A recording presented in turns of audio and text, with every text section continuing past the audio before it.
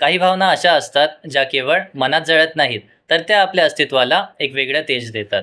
जेव्हा एखादी निष्ठा किंवा अभिमान केवळ शाब्दिक न राहता एखाद्या अग्नीसारखा तीव्र होतो, तेव्हा त्यासाठी एक अद्वितीय शब्द वापरला जातो. सध्या तुमच्या स्क्रीनवर जे वाक्य येत आहे ते वाचल्यावर तुम्हाला त्या शब्दाची दाहकता जाणवेल. हा शब्द आहे जाज्वल्य.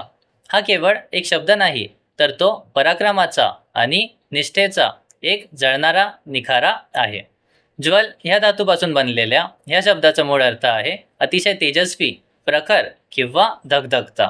जेव्हा एखाद्याचा स्वाभिमान, निष्ठा किंवा भक्ती इतकी तीव्र असते की तिला कोणीही झुकवू शकत नाही, तेव्हा त्या भावनेला जाज्वल्य विशेषण लावले जाते.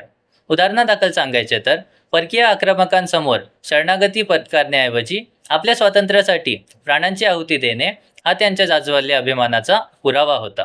हा शब्द सहसा राष्ट्रभक्ती, इतिहास किंवा विचारांच्या बाबतीत वापरला जातो. वरवर दाखवलेला आदर आणि जाज्वल्य अभिमान ह्यात खूप मोठा फरक आहे. जाज्वल्य निष्ठा माणसाला कोणत्याही संकटासमोर ताठकण्याने उभे राहण्याचे बळ देते. ती मानवी मनातील तडफ आणि स्वाभिमानाचे सर्वोच्च रूप आहे. म्हणूनच आपले विचार आणि आपले अस्तित्व हे केवळ नावापुरते असू नये. जे काही आपल्या मनात आहे, मग ते ध्येय असो, प्रेम असो किंवा स्वाभिमान, त्यात एक जाज्वल्य प्रखरता असायलाच हवी, जी स्वतःला तर प्रकाशित करेलच, पण इतरांनाही दिशा दाखवेल. तुमच्या मते आजच्या पिढीमध्ये कोणत्या मूल्यांबद्दल अशी जाज्वल्य निष्ठा असणे सर्वात जास्त गरजेचे आहे?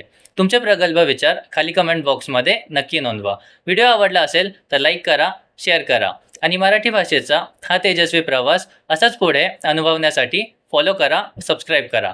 धन्यवाद.